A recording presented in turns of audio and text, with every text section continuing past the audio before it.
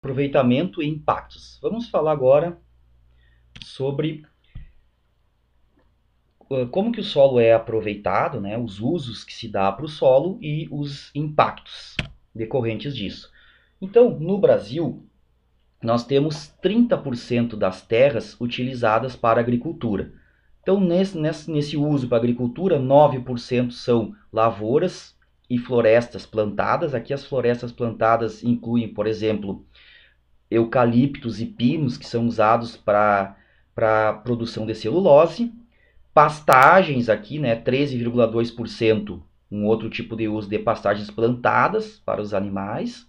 E pastagens nativas também, que são tidas como áreas de agricultura. Então, somando esses usos aqui, nós temos 30,2% de uso da terra no Brasil para a agricultura. O restante, ó, são áreas, né, de preservação, certo? Que não se pode retirar a vegetação, tá? E apenas, né, 3,5% que constitui as nossas cidades, as nossas estradas, toda a infraestrutura colocada pelo homem. Então, fica bem nítido que a grande, né, o uso mais intenso do solo no Brasil é para a agricultura. Gente, e aí nós temos alguns problemas ambientais, alguns impactos decorrentes, então, do uso do solo, né, principalmente na agricultura, tá? Ou na agricultura ou na criação do gado, certo? Então, aqui nós temos um exemplo de uma vossoroca, aqui no distrito de São Valentim, é bem próximo aqui da cidade de Santa Maria. Então é uma vossoroca tão grande, gente, que ela chega a ter aqui uns 300 metros de comprimento por uns mais de 100 de largura e uns 30 de profundidade. Ela tem uma profundidade tão grande e ela já tem, é uma vossoroca que já tem mais ou menos uns 30 anos, né? Então ela vem aumentando, ela vem criando braços, olhem para vocês verem, certo? E ela aprofundou que ela atingiu o lençol freático. E dentro dela, então, nós já temos vegetação, nós temos árvores já, né? Já está começando a vegetação colonizar todo o interior dela. Então, ela já está evoluindo para se transformar num rio. Os rios, gente, eles começam dessa forma, tá? Eles começam através de processos erosivos, como esse aqui. Então, é um processo natural? É. O solo é frágil? É. Certo? É um solo muito rico em areia, tá? Ele não tem tanta matéria orgânica e não tem tanto argila. Então, ele tende a ser um solo frágil, um solo vulnerável aos processos erosivos, certo? Mas isso pode ser acelerado pelo uso, né, pelo mau uso do solo, ou seja, agricultura intensiva ou pisoteio do gado também de forma intensiva, tá? Então, olhem para vocês verem aqui, gente, ó. Aqui são esses braços, esses canais que levam até ela, que continuam ainda, né, ativos, eles estão aumentando, ó. Então começa com uns pequenos buracos na superfície, e esses buracos depois um emenda com o outro, e aí vai formando um bracinho, ó, certo? Vai formando um sulco que vai evoluindo e vai se transformando então num braço dessa vossoroca, né, que alimenta esse canal principal aqui. Ah, gente, então isso aqui é um problema sério, por quê? Porque vocês imaginam aqui, se fosse possível, a gente calcular quantas toneladas de solo saiu daqui, e esse solo todo saiu daqui e se depositou onde? No rio que vai estar lá mais abaixo, certo? Então, ou seja, está contribuindo para o processo de assoreamento do rio.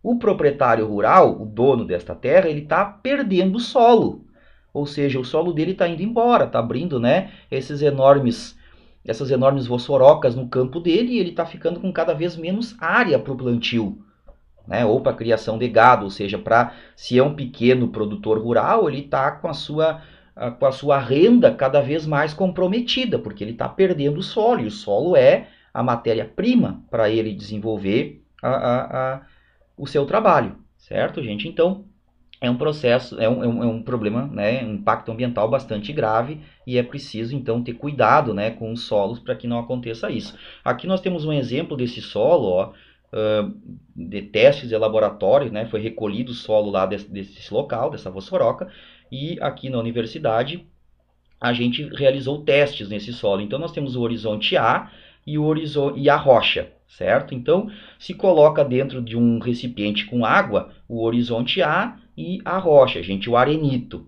certo? Então a gente pegou, né, esse arenito, por quê? Porque o horizonte A, B e C foi removido e ficou o arenito. Então a gente coletou o material do arenito, certo? Então se coloca num recipiente com água e a gente conta o tempo, fica marcando o tempo que leva para o solo desagregar.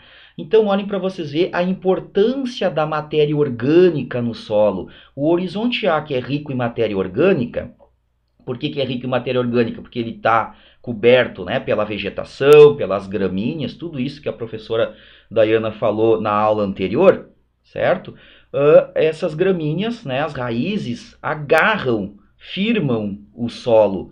Como ele também é rico em matéria orgânica, ele fica uma partícula bem, a matéria orgânica faz com que uma partícula grude na outra, eles ficam bem ligados. Então, gente, esse solo aqui, ele levou muito tempo para desagregar, para quebrar, né, esse bloquinho aqui, certo? Mesmo estando mergulhado na água, tá? O teste é que ele esteja mergulhado na água, certo? Completamente coberto. Olhem para vocês ver a rocha, o arenito, que a gente pensa, não, a rocha é bem mais resistente. Que nada, gente. O arenito, ele em contato com a água, ele desagregou 9 vezes mais rápido do que o horizonte A. O que isso quer dizer para a gente? Que nós temos que evitar esse tipo de problema. Por quê? Porque se começou a acontecer esse problema aqui, começou o horizonte A ficar comprometido, ou seja, um processo erosivo que vai retirando o horizonte A, quando chega na rocha, o processo é muito mais rápido. Ou seja, essa vossoroca vai abrir com muito mais velocidade se o processo chegar na rocha, ou seja, se não tiver o horizonte A para proteger ela. Então, e como é que a gente mantém o horizonte A? Com muita matéria orgânica, deixando a vegetação, não desmatando, né? Então, são formas de se proteger o horizonte A. Se não tiver o horizonte A e chegar na rocha, né, e a rocha for um arenito, o processo erosivo ele é acelerado. Certo, gente? Então, aí a vossoroca tende a aumentar numa velocidade muito maior, certo? Então, isso reforça a ideia da matéria orgânica, a ideia da vegetação e a ideia de, né, evitar o desmatamento. Bom, olhem para vocês verem, aqui nós temos uma imagem da fronteira oeste do Rio Grande do Sul, tá? Que nós temos lá, né, o Rio Grande do Sul aqui o Rio Grande do Sul, a fronteira oeste, passa por problemas, né, tipo esses aqui, ó, vossorocas, são bastante comuns no oeste do Rio Grande do Sul, e os processos de arenização, gente, ó, a arenização então não tem, né, esse sulco, não cria a vossoroca em si, mas a gramínea, ela morre, certo? O vento espalha a areia por cima da grama que está viva, e aí a areia acaba matando a grama que estava viva, certo? Então isso aqui vai aumentando, né, devido então ao vento, principalmente, tá, gente? Então surge um foco, porque o solo já é vulnerável, tá? É arenito, e aí o vento acaba espalhando a areia e mata a grama que estava, né, a vegetação que estava viva. Tá? Então também é preciso ter cuidado com isso aqui, né? Preservar o solo dessa região, certo? Olhem só, o uso intensivo, gente, do solo, por exemplo, né, com maquinários agrícolas, o que ele faz? Imagine as máquinas intensamente passando sobre o solo. O que vai acontecer? Vai compactar, né? É fácil da gente compreender isso, ó. O peso da máquina, ele compacta. Vocês viram lá que a professora falou que o solo é formado pelo quê? Por minerais, por matéria orgânica, por ar, por água e por organismos vivos, certo? E esses organismos vivos, eles se deslocam dentro do solo, né? As minhocas, por exemplo, abrem túneis, esses túneis são cheios de água, cheios de ar, e quando se passa com um maquinário pesado sobre o solo, vai fazer com que aqueles espacinhos de ar, né, aqueles tuneizinhos cavados pelas minhocas, eles se quebrem, eles acabam deixando de existir, né, porque o peso rompe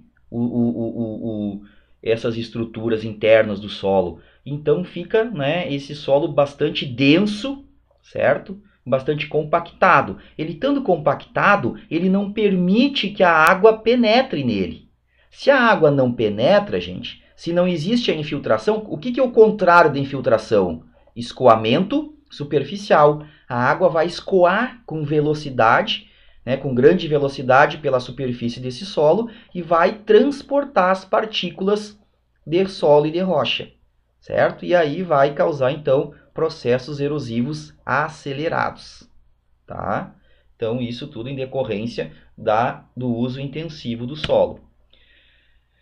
Como que a gente reduz isso, pessoal? Tá? Uma das técnicas, certo? Se esse solo ele tiver, né, numa encosta bastante íngreme, a gente faz, né, o chamado terraceamento. Então, olhem aqui nas encostas montanhosas, tá? Se faz essa espécie de degraus aqui. E aí se produz, né, nesses degraus seguindo as curvas de nível, tá? Isso faz com que a água que desce essa encosta, ela não escoe com grande velocidade. Se a água não escoa com grande velocidade, ela não tem capacidade de transportar partículas de solo. Tá? O poder erosivo da água é menor, então acaba protegendo o solo.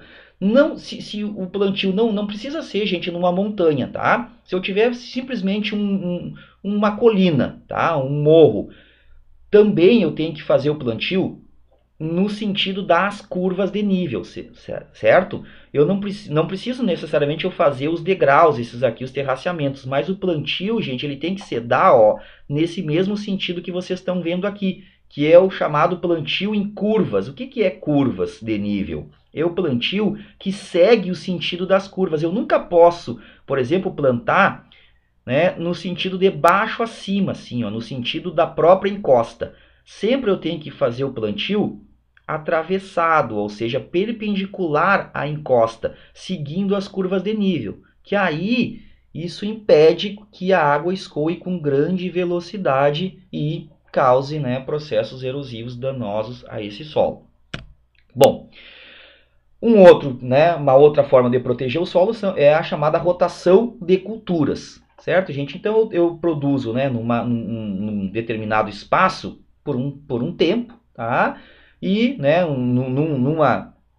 num período, por exemplo, tá, do ano, depois eu vou colocar leguminosas, vou colocar outro tipo de planta ali naquele espaço, certo? Para que ela fique, né, gerando nutrientes para aquele solo.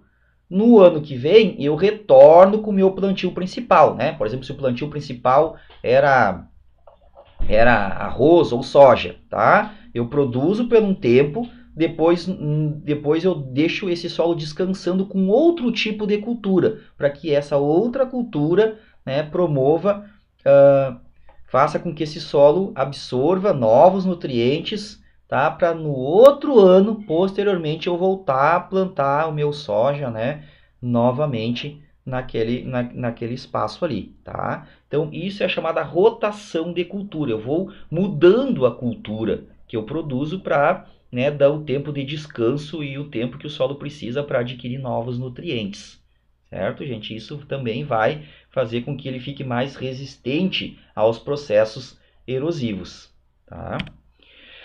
Um exemplo rápido aqui, ó, tá? Sobre, né, os 3 tipos de solos que a gente viu, tá? Vamos fazer um exercício aqui. Imagine que vocês são um profissional da área ambiental da prefeitura da cidade, né, de vocês. E aí vocês têm que fazer uma análise técnica para a instalação de um posto de combustível.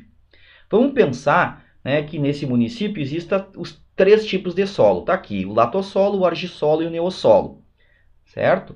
E vocês, né, têm que fazer esse relatório técnico e vocês têm que indicar qual desses 3 tipos de solo é o que vai oferecer maior contaminação para as águas subterrâneas. Tá? Então, qual desses 3 tipos de solo nós teríamos que, sem dúvida nenhuma, excluir, né, do local onde esse posto de combustível vai se instalar? Então eu tenho que dizer assim, ó, bom, o posto de combustível não pode se instalar de forma alguma nesse tipo de solo, tá, gente? Por quê? Ó, porque o armazenamento do combustível, tá, ele acontece em grandes tanques, certo? Numa certa profundidade, tá? Se esse tanque se romper, esse combustível vai, né, atingir o solo, e ele atingindo o solo, ele pode contaminar o aquífero, ou seja, as nossas reservas de água. Tá? Então, para impedir isso, né, uma forma de minimizar esses impactos seria colocar esse poço de combustível num solo que fizesse o quê? Que retivesse, ou seja, um solo que retém esse combustível, o máximo possível desse combustível, e impeça que ele chegue no aquífero. O aquífero está lá na rocha, tá, gente? Então tem que ser um solo que filtre os poluentes e não deixe, né, esses poluentes chegarem até as nossas reservas de água, que é o aquífero que está lá na rocha. Então, qual dos três solos seria assim, ó? Vocês diriam, não é possível colocar o poço de combustível nesse tipo de solo. O que vocês acham? Qual que evitaria e qual que seria mais rápida essa contaminação? Olhem, gente, qual é o solo menos espesso? É o neossolo, certo? Então, olhem para vocês, eu só tenho o horizonte A. Terminou o horizonte A, o que acontece? Rocha, certo? Então, nesse solo aqui, ó, se acontecesse um problema, né, de vazamento desses tanques, a água infiltraria no horizonte A, passaria pelo horizonte A e atingiria a rocha. E o aquífero está na rocha, ou seja, o solo que oferece o maior perigo de contaminação seria o neossolo. Nesse aqui nós não poderíamos usar, tá? Não poderíamos colocar o posto. Qual solo que seria o mais indicado? O que filtraria melhor esses poluentes? Seria o latossolo. Pensem, gente, ó, teria tudo isso aqui, né? Muitos metros para esse combustível infiltrar, ser retido por essa espessa camada de solo, e isso impediria que esse combustível chegasse até a rocha. Tá? Então, o latossolo seria o mais indicado, o argissolo mais ou menos indicado e o neossolo de forma alguma. Esse aqui não seria indicado. Tá bem?